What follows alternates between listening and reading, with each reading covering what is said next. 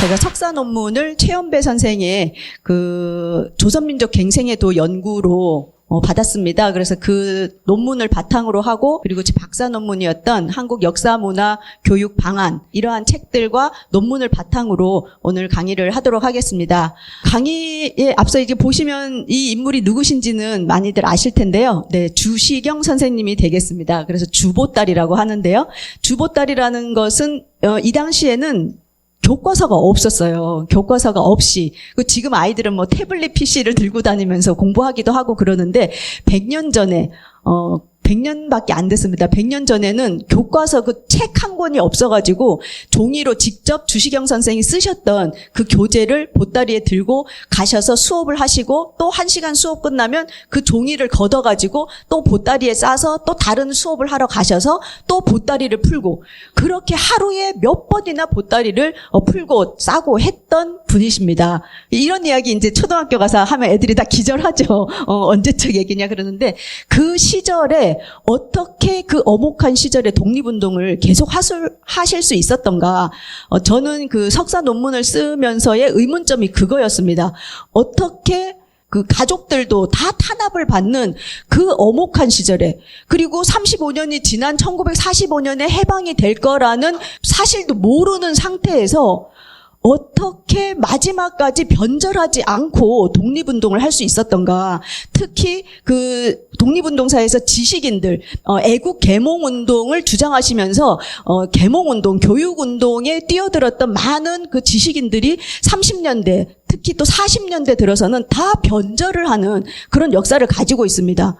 그래서 우리나라에 지금 아주 다들 가고 싶어하는 스카이 대학이라든지 뭐 이화여대라든지 이런 유수의 대학들이 다 이 일제 강점기 때 그 일제에 변절을 하면서, 지금은 이제 물론 그 학교를 지키기 위해서였다, 또 교회 같은 경우는 그 교회를 지키기 위해서 뭐 그런 선택이었다라고 이야기하지만, 그때 대부분은 다 변절을 했거든요. 그냥 변절이 아니라 변절을 하면서 학생들을 그 전쟁터에 내몰든 그런 기록들, 연설문, 뭐 칼럼 이런 게 다 그대로 남아 있습니다. 그래서 너무나도 안타까운 그런 지식인들의 그 변절이 마음이 아픈데, 이 시대의 지식인으로서 마지막 해방이 되는 순간까지도 변절하지 않았던 거의 유일한 집단이 있었어요. 그 집단이 조선어학회고, 조선어학회와 함께 대종교 계열의 그 지식인들이 변절하지 않고 독립운동을 했던 그분들이었거든요. 그래서 과연 그분들이 어떤 마음으로 그 독립운동을 끝까지 지킬 수 있었던가, 그게 제 논문의 출발점, 의문의 출발이었다고 할 수가 있겠습니다. 그래서 이제 여러분들도 그런 마음을 가지시고 오늘 같이 PT를 보면서 이야기를 이어갔으면 좋겠습니다. 주시경 선생을 이야기할 때는 어문 민족주의라고 하는 이런 말들을 많이 씁니다. 첫 번째는 말, 글, 얼, 삼위일체 언어관이라고 하는데요. 주시경 선생 하면 대부분의 사람들은 그냥 한글학자, 뭐 기역, 니은, 이렇게 국어학자로만 알고 있는데요. 주시경 선생님이 1910년에 쓰신 국어 문법이라고 하는 책입니다. 그 문법 책이면 문법 이야기가 나와야 되잖아요. 그 국어 문법에 어떤 내용이 있느냐? 역은 독립의 기요, 종은 독립의 체요, 어는 독립의 성이다. 그래서 이제 기, 체, 성이 나오죠. 성이 없으면 체가 있어도 그 체가 아니요, 기가 있어도 그 기가 아니므로. 그러니까 뭐가 제일 중요하다는 거죠? 네, 성, 체, 기 중에 성이 가장 중요하다는 뜻입니다. 국가의 성쇠는 언어의 성쇠에 달려 있다라고 말씀하셨어요.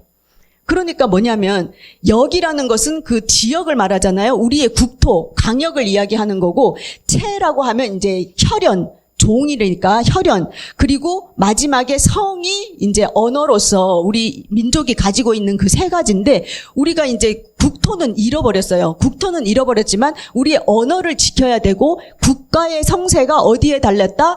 언어의 성세에 달렸다라고 이분은 생각하셨습니다. 그렇기 때문에 우리 민족을 지키고 우리가 독립을 하기 위해서 지켜야 할 마지막의 것은 언어라고 생각했기 때문에 이 한글 운동이 바로 독립운동이라는 그런 의지를 가질 수가 있었다는 것을 저 국어 문법 책을 통해서도 우리가 알 수가 있습니다. 그래서 이제 주시경 선생님이 쓰신 초학이라는 책에 보면 이러한 국어 교육 내용뿐만이 아니라 임진왜란 의병장 조헌이라든지 그다음에 단군의 개국사, 그다음에 부여 고구려 발해를 계승했던 것, 그다음에 우리나라의 산하 지리, 국토에 대한 것, 그리고 서울과 평양의 내역과 지리, 이러한 모든 것들이 국문 초학이라고 하는 책에도 국어 문법뿐만이 아니라 역사적인 내용도 같이 썼다는 것을 우리가 한글 운동이 곧 민족 운동이자 구국 운동이라고 생각했다는 것을 알 수가 있습니다. 그래서 이제 1908년대에 쓰신 국어 문전 음학이라고 하는, 그래서 이 처음에 그 소리를 내는 음학을 먼저 공부를 해야 된다라고 하셔가지고 국어 문전 음학을 쓰셨는데요. 국어 문전 음학 첫 페이지에 나오는 내용이에요. 되게 의아스러우실 텐데, 넓고 끝이 없어 위아래 가운데 바깥이 없는 저 우주에 하나가 있어 사방에 가득하니 생멸과 시종이 없는지라. 그 사이에 무수한 물체가 있으니 다 이를 따라 이루어지고 또 모든 물체가 각각 이를 따라 명한 본성이 있는지라. 이는 모든 존재의 근원이요 모든 존재의 주인이고 천이라. 상제라 함이 이를 이릅니다. 아니 국어 문법책에 웬 우주가 나오고 생멸과 시종이 없고 이런 이야기들이 있었다는 거예요. 그래서 주시경은 국어학자일 뿐만이 아니라 어떤 철학적인 의식을 가지고 있었다라는 것을 우리가 이 글을 통해서 알 수가 있습니다. 네, 이분이 또 쓰신 것에 대한국어문법이라고 하는 책이 있거든요. 이 대한국어문법이라는 책은 주시경 선생님이 어떻게 쓰셨냐 하면 요 사진을 한번 보여드릴게요. 요렇게 대한국어문법 주시경저 이렇게 써있죠. 여기 보면 문답으로 이루어져 있습니다. 그래서 1문, 첫 번째 질문, 말이 무엇이뇨? 답, 뜻을 표하는 것이니라. 또 2문, 두 번째 질문, 또 답, 3문, 답 이렇게 써 있거든요. 그 중에서 아까 앞 페이지를 한번 보도록 하겠습니다. 무엇으로 말이 되는가? 질문을 했어요. 답은 소리가 말이 된다. 소리는 무엇인가? 소리는 그 운이 동하여 퍼져나가는 것이니 부딪혀 울리는 것이다. 음은 공기의 파동이니 공기가 없으면 음도 없다. 네, 과학 시간 되겠습니다. 과학 시간. 이거 과학 시간에 음악이나 과학 얘기할 때 소리는 진동이고 파동이다 이런 거 배우거든요. 그런 이야기가 나와 있고, 말은 그렇다면 소리가 그렇게 나가서 듣는 것은 어떻게 되느냐? 말은 어떻게 듣는가?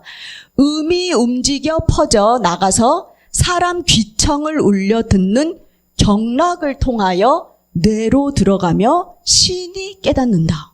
이런 이야기를 쓰셨어요. 그래서 뇌 이야기도 나오고, 그렇죠? 신이 깨닫는다.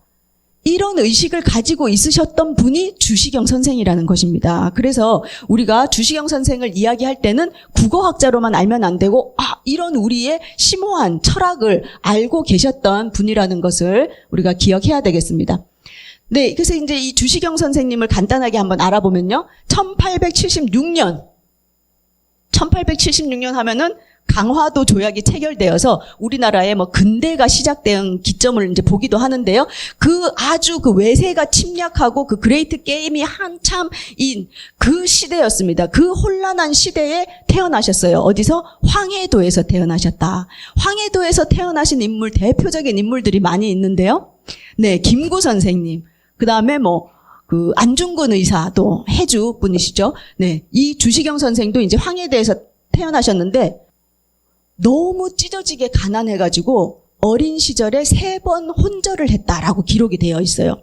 그러니까 너무 굶어서 아사 직전까지 갔던 그런 어려운 환경 속에서 자라셨는데, 서울에 계시던 집안에 어떤 어른이 계셨는데 그 집에 자녀 셋이 갑자기 다 병에 걸려 죽는 비극적인 일이 있었습니다. 그러다 보니까 이분이 자녀가 다 죽어버리니까 양자를 삼으러 자기 친척들을 찾으면서 황해도에 있는 주시경을 집을 찾아가서 그 집안에서 제일 똑똑한 주시경을 데리고 와서 양자로 입적을 하게 됩니다.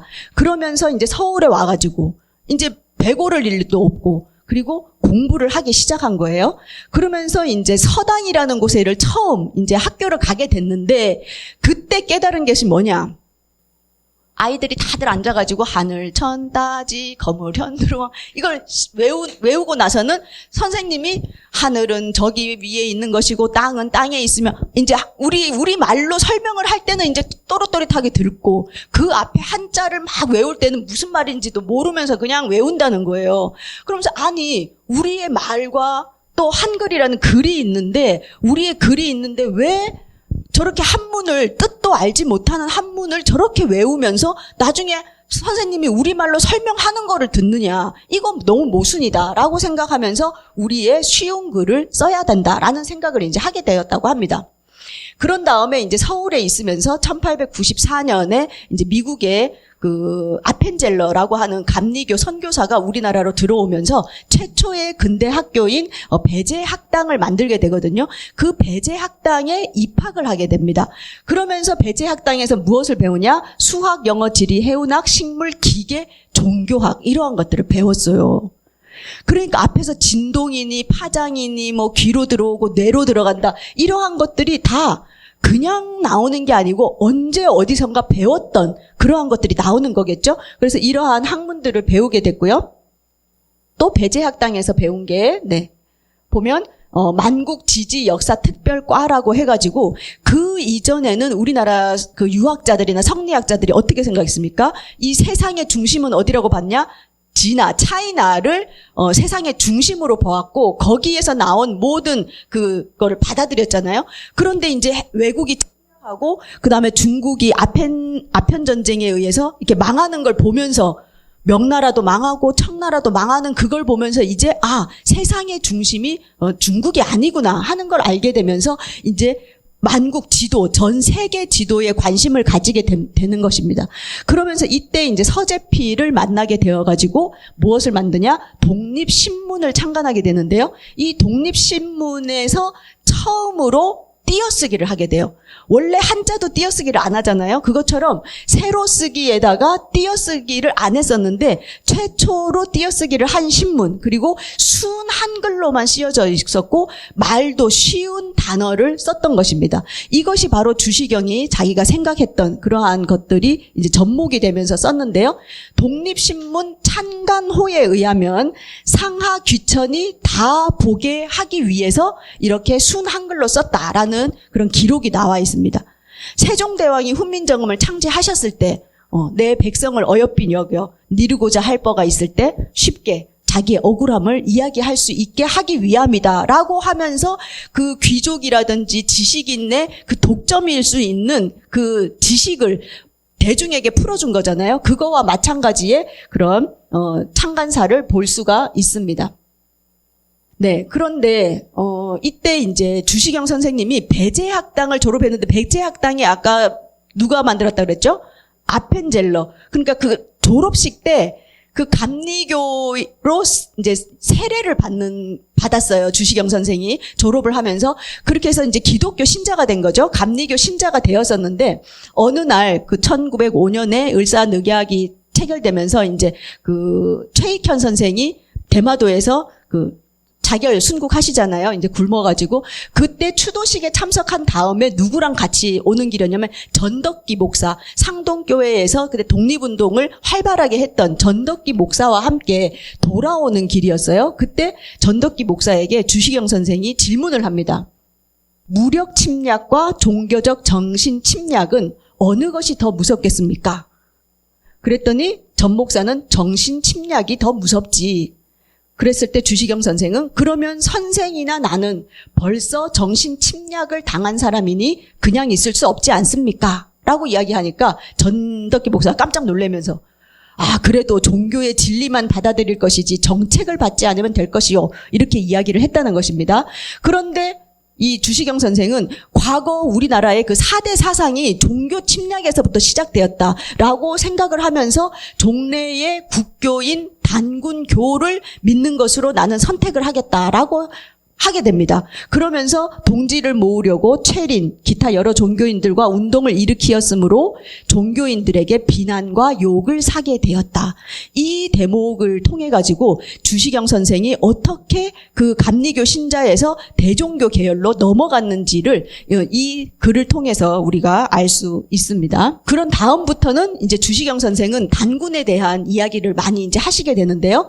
하늘이 이 지역을 경계로 우리 인종을 낳고 그 소리를 명하니 이 지역에서 이 인종이 이 소리를 내어 언어를 만들고 그 언어로 사상을 서로 전하여 장백사강에 번성하더니 이제 백두산을 이야기합니다. 많은 세월을 지나 단군 할아버지가 개국하신 이래로 신성한 정교를 4천여 년 동안 전하니 이는 천연한 특성의 우리 국어라. 라고 이야기하시면서 단군 시대부터 우리의 말이 있었고 우리의 말을 이렇게 한글로 지금 이제 표현을 하는데 그것이 그 조선 시대에는 그 명나라 중국의 한자를 위주로 했고 그 다음에는 이제 일본이 우리의 나라를 침략하면서 일본말로 전환이 되면서 우리의 말을 잃을 것을 걱정을 하셨던 그런 내용들이 나와 있습니다. 그런데 안타깝게도 이 주시경 선생님은 아까 1876년에 태어나셨잖아요.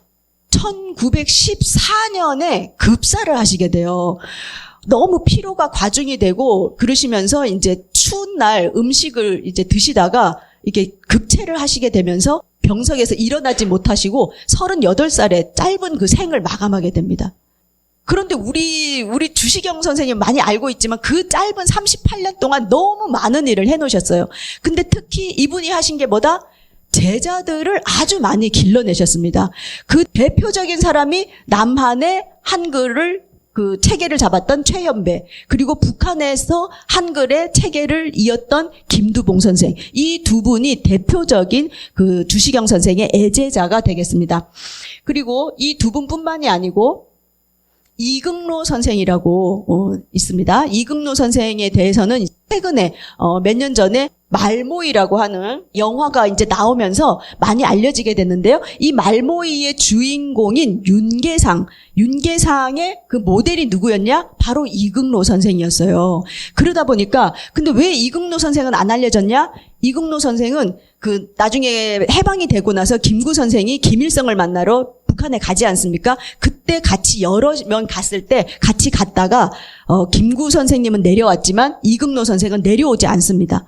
이금로 선생은 독립운동하는 시기 동안에 여운형 선생하고 몽양 여운형 선생과 같이 많은 활동들을 했었거든요. 그리고 여운형 선생이 그 올림픽 IOC 위원 막 이런 거에도 관심을 보이고 그렇게 했었는데 이분도 운동에 많은 그 관심을 가지고 있었어요. 그러다 보니까 여운형 선생과도 많은 활동을 하셨던 분이신데 여운형 선생이 암살이 되고 그 외에 많은 독립운동가들이 암살이 되는 걸 보면서 나는 북한에 남겠다라고 북한에 남게 됩니다.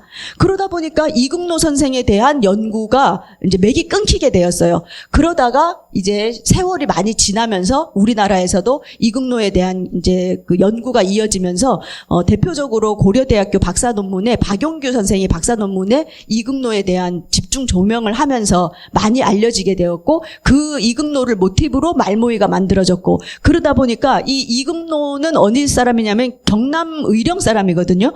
그래서 지금은 경남 의령에 가면 말모이로라고 하는 길이 만들어졌어요. 이 영화가 유명하다 보니까 그렇게 해서 다시 학자의 발굴 그다음에 이런 영화 컨텐츠의 또 기획 그런 다음에 다시 독립운동가에 대한 관심으로 이어지는 그런 일들을 볼 수가 있습니다. 이금로 선생은 그러면 한글운동을 어떻게 하게 됐느냐? 이금로 선생도 의령에서 또 가난하게 이렇게 자랐어요. 그러다가 이제 그 1910년 나라를 잃게 되면서 이 경상도 지역이 우리가 지지난달이었던가요?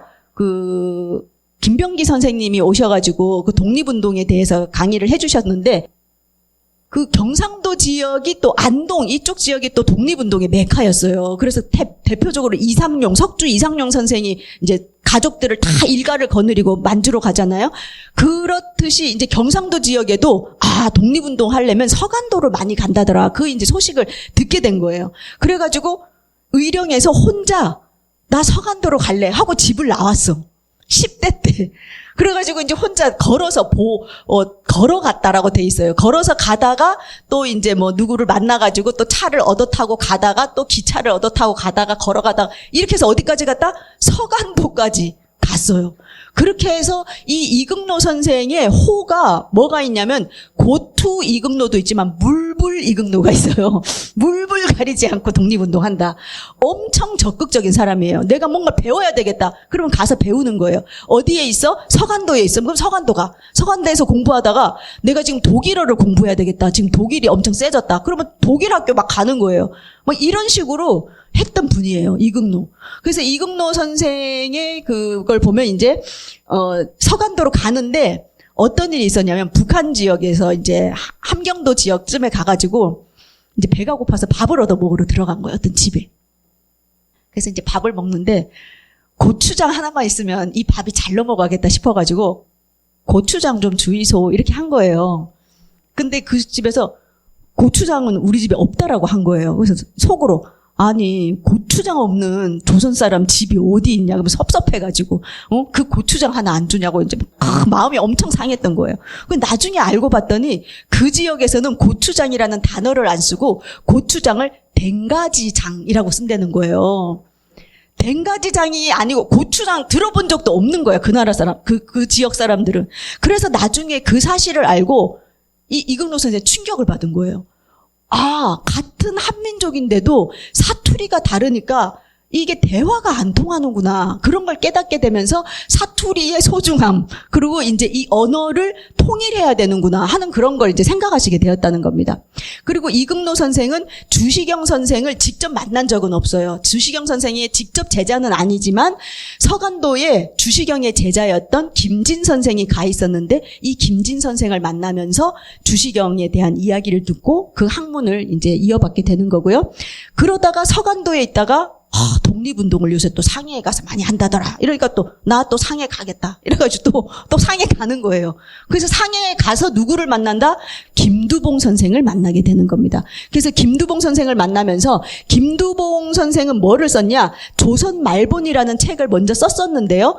상해에서 깊더 조선 말본을 써요. 저 깊더는 뭐냐면 깊고 더하게 이 말이에요. 그러니까 요새 말로 치면 개정 증복판이 이렇게 되는 거죠. 근데 그거를 순 한글 말 그대로 깊더 조선 말본이라고 쓰고요. 그 다음에 중국, 러시아, 한국어의 회화집을 그때 만들었는데 그 김두봉 선생이 저 책을 만들 때 이금노 선생이 함께 도와가면서 만들었습니다. 그러다 보니까 한글에 대해서 많이 이제 깨닫게 되었고요. 그 독립운동 하는 사람들이 옛날엔 기착 이렇게 했대요. 차렷을 기착 이런 이야기를 했는데 아니 우리나라 독립운동을 한다는 사람들이 이렇게 한자라든지 일본식 저런 기착 저런 말을 써서 되겠느냐. 차렷 이렇게 합시다. 이래가지고 군대에서 쓰는 용어들을 저렇게 한글로 이렇게 만드셨던 분도 이금노 선생이 되겠습니다. 자, 저러고 있다가 이제 1차 대전이 막 일어나고 이제 이러한 걸 보면서 독일이 파워가 세다. 그러면서 독일어를 공부해야 되겠다. 이렇게 생각을 하셔가지고 독일어를 배워주는 중국인 학교에 가서 또 배웠어요. 그러다가 어떤 기회가 되어서 베를린 대학교에 유학을 가게 되었거든요. 아니, 집도 가난하고, 뭐, 제대로 학벌도 없고, 뭐, 이회영 선생이나 뭐, 이런 분처럼 집안이 뭐, 어마어마한 거 한 것도 아니고, 어떻게 유학을 갈 수 있었냐? 저기에 또 역사가 있죠. 어떤 역사냐? 바로 제일 왼쪽이 신성모, 우리나라 그 국방부 장관을 하셨던 분이고요. 가운데가 이금노 선생이고요. 오른째가 안호상 선생, 초대 교육부 장관을 하셨죠. 안호상 선생인데 이 세 분이 독일의 유학생이었어요. 어떻게 됐냐? 1919년 무슨 일이 있었죠? 3.1운동, 3.1혁명이 있고 난 다음에 그러니까 그 3.1운동이라는 게 그냥 우리의 뭐 만세운동을 했다, 뭐 그걸로 인해서 4월 11일 날 임시정부가 수립됐다, 그걸로 의의가 끝나는 게 아니에요. 이 3.1운동을 보면서 우리 조선민족이 이렇게 일어나려고 하는 의지가 있구나. 그리고 그 주도자들이 주로 학생이었잖아요. 그러면서 사람들이 깨달은 거예요. 아, 독립운동에 이 젊은이들이 이렇게 나서는데 우리의 젊은이들이 지금 제대로 된 교육을 받지 못하고 있는데 교육을 시켜야 되겠다. 그리고 세계로 나가서 보내야 되겠다라고 해서 전 세계의 3개국인가 거기로 이제 유학생을 차출을 해서 보내게 됩니다. 그때 독일로 유학을 보낼 사람 3명을 뽑게 되는데 거기에 뽑히게 된 거예요. 그게 뭐냐? 기미 육성회라고 하는 육성회가 생기게 된 거예요. 기미 독립선언서 막 이런 얘기 하잖아요. 그 기미년에 육성회가 생긴 겁니다. 그렇게 하는데 저기 앞에 제가 백산상회를 왜 써놨냐 하면 백산상회를 누가 만드신 거죠? 백산 안희재 선생이잖아요. 백산 안희재 선생. 부산에서 제일 부자야. 부자 그런 부자가 없죠. 제일 부자였는데 이분이 대종교에 참여를 하시면서 대종교의 그 경전을 쓰거나 이런 데 돈 다 대십니다. 그리고 이 백산상회라는 상회를 만들어서 돈을 계속 이렇게 유통을 하면서 그 돈을 빼돌려가지고 독립운동에 하시게 돼요. 근데 나중에 이모교변 1942년에 조선어 학회 사건뿐만이 아니라 대종교를 다 탄압을 하는 이모교변이 일어나잖아요. 그때 감옥에 액하 감옥에 갇히셔서 물고문 받다가 돌아가신 그 10분 중에 한 분이 백산 안희재 선생이 가장 많은 기금을 내셔서 기미 육성회가 만들어졌고 그 혜택을 받으신 분이 신성모, 이금노, 안호상 이 세 분이 되겠습니다. 그래서 해방된 이후에 우리나라의 국방부와 이 교육부의 수장이 되시면서 우리나라 현장 교육법에 무슨 이념으로 홍익인간 이념으로 교육을 시키기 위함이다라고 교육법에 홍익인간을 넣으신 분이 이 안호상 박사가 되는 거죠.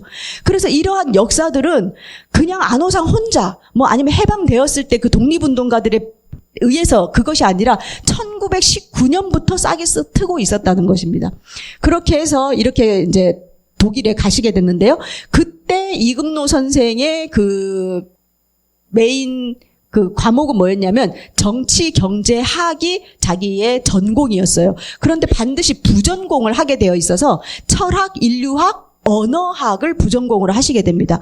그러면서 1923년에 베를린대에 조선어과를 창설하셨어요. 1923년에. 우리는 알지 못했다.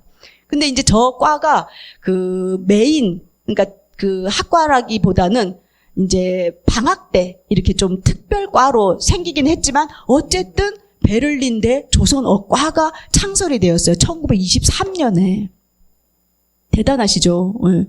근데 제가 일주일 전에 그 발칸반도에 갔다가 지금 일주일 전에 귀국을 했거든요. 발칸반도에 왜 갔었냐면 거기 이제 역사 NGO 포럼이라고 하는 데서 이제 같이 가게 됐는데 그 불가리아 소피아 대학에서 포럼이 있었습니다. 근데 이제 제가 박사를 한국어 관련해서 외국인에게 한국어만 교육시키면 안 되고 한국어뿐만이 아니라 한국 역사 문화를 교육해야 된다라는 이제 박사 논문을 써가지고 그 불가리아 대학에 한국학과의 교수님이 계세요. 그래서 같이 이제 그런 세미나를 하기 위해서 이제 갔는데요.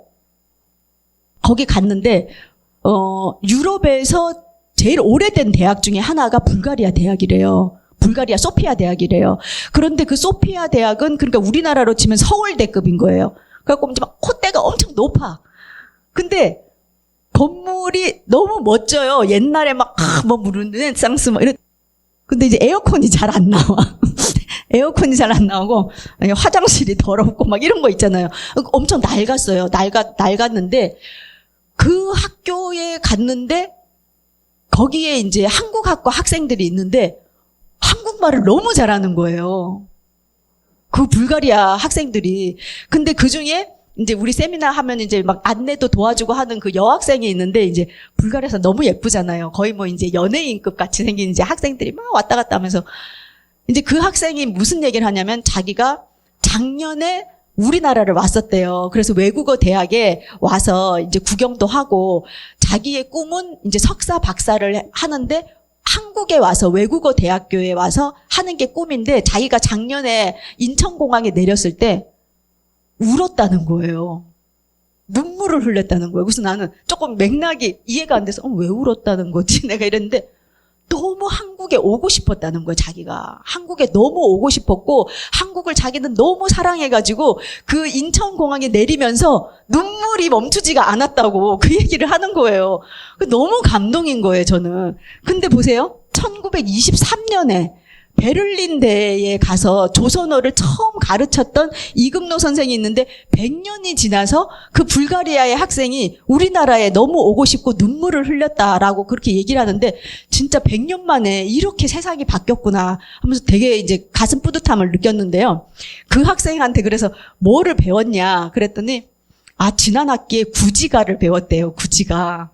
거부가 내 머리를 구워 먹으리 이런 구지가를 배웠다는 거예요. 그래서 나는 아주 기본적인 회화만 배우는 줄 알았더니 그런 구지가도 배우고 자기가 우리나라의 한국 외국어 대학에 와서는 거기 불가리아의 그 교수님이 사물놀이를 가르쳐 줬대요. 자기는 사물놀이를 너무 좋아한다는 거예요.